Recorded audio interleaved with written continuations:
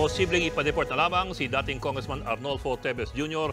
para mas mabilis siyang mapabalik sa Pilipinas ayon po sa Department of Justice. Pagka-uwi sa bansa, diretso raw sa kulungan si Teves. Nasa frontline na balitang yan si Jenny Dongon.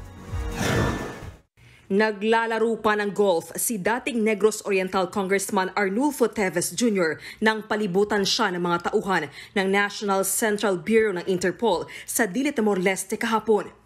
Sa driving range na ito, madalas daw magpalipas ng oras ang dating mambabatas. Kaya dito siya tiniktikan hanggang sa tuluyang mahuli. Inaresto si Teves sa bisa ng red notice ng Interpol dahil sa nakabinbing warrant of arrest laban sa kanya dito sa Pilipinas, bunsod ng patong-patong na kasong murder, frustrated murder at attempted murder.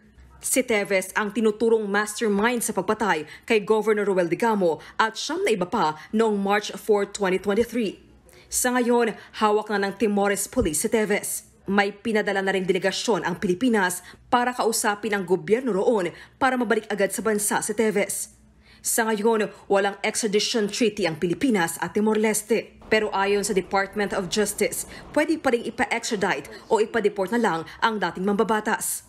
Kung sa extradition po kasi, magiging international obligation yun, which means that it will take some time dahil may mga documents pa yon na kailangan. Kung deportation naman, mas mabilis na proseso yon dahil wala na siyang valid passport. Kagaya dito sa Pilipinas, kung dinideport natin ang isang dayuhan or foreigner na undesirable alien, tayo rin naman ang nagsasabi kung kailan i-deport.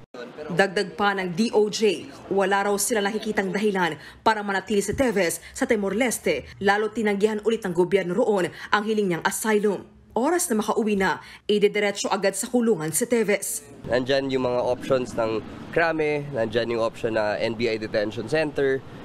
So those are the options so far. Kung ano po yung magiging decision, it will be based again on how safe and secured the facility will be. Tila nabunutan naman ng tinik ang asawa ng pinaslang na gobernador na si Pamplona Mayor Janice Digamo. Isang taon din na hinintay ng pamilya Digamo bago nahuli si Teves. Nakaka-relieve po talaga. Lalo-lalo na po if he will be behind bars. We would like to see him behind bars. Ayon naman sa abogado ni Teves na si Attorney Ferdinand Topacio, hindi nangangahulugang guilty agad o may nilabag na batas si Teves dahil ang inaresto siya sa Timor-Leste. Bahagi lang daw ito ng normal na proseso na sinusunod ng Interpol. Nakausap na rin daw niya si Teves. Pinuri naman ni Pangulong Bongbong Marcos ang pagkakaaresto kay Teves sa Timor-Leste. Ginagawa na raw nila ng paraan para maiuwi si Teves sa bansa at harapin ang mga isinampang kaso laban sa kanya. Tiniyak ng Pangulo na mananaig ang hustisya. Nagbabalita mula sa Frontline, Jenny Dongon, News 5. Mga kapatid, Ed Lingaw po, maging maalam at may pakialam sa mga napapanahong balita sa ating bansa. Para sa mas malalimang pagtalakay at paghimay sa mga issue at headlines, tumutok lamang at pag-subscribe sa social media pages ng News 5.